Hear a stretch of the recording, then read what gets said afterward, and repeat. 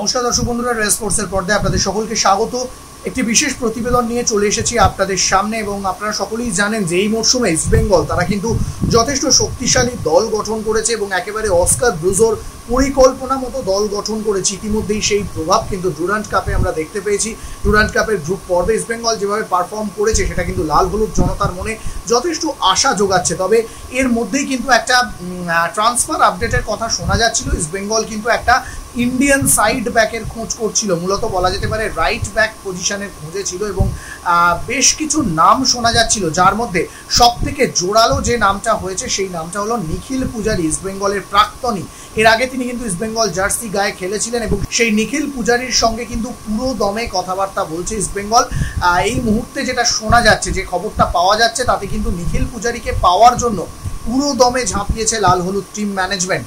আপাতত তিনি বেঙ্গালুরু এফসিতে রয়েছেন, বেঙ্গালুরুর হয়ে খেলছিলেন। তবে এই খবরটাও শোনা গিয়েছে যে আইএসএল এর অনিশ্চয়তার জন্য কিন্তু বেঙ্গালুরু এফসি তাদের দলে থাকা ফুটবলারদের এই মুহূর্তে বেতন না দেওয়ার সিদ্ধান্ত নিয়েছে এবং সেই কারণে কিন্তু বেঙ্গালুরু ম্যানেজমেন্টের পক্ষ থেকে এটাও বলা হয়েছে যে কোনো ফুটবলার, সংশ্লিষ্ট ফুটবলার যদি দল বদল করতে চায় তারা কিন্তু এই সময় নিজেদের দল বদল করতে পারে, সেই অনুমতি দেওয়া হয়েছে। এবং শুধু তাই নয়, পাশাপাশি এটাও বলা হয়েছে যে যদি কোনো ফুটবলারের ট্রান্সফার ফির বিষয় যেটা থাকে, সেই ট্রান্সফার ফি কিন্তু যে পরিমাণ অঙ্কের টাকা থাকার কথা তার থেকে হয়তো অনেকটাই কম নেওয়া হবে, এমনটাই শোনা যাচ্ছে।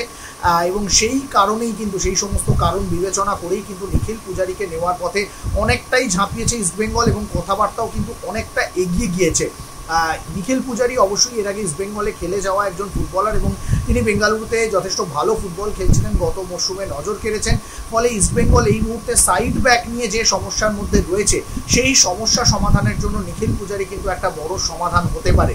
এখন দেখার যে শেষ পর্যন্ত বেঙ্গালুরু এফসি থেকে নিখিল পূজারিকে ছিনিয়ে নিতে পারে কিনা এই ইস্টবেঙ্গল প্রাক্তনী, শেষ পর্যন্ত আরও একবার লাল হলুদ জার্সি গায়ে চাপাতে পারে কিনা, সেটাই এখন দেখার। সৌরভ মুখার্জি, রে স্পোর্টস।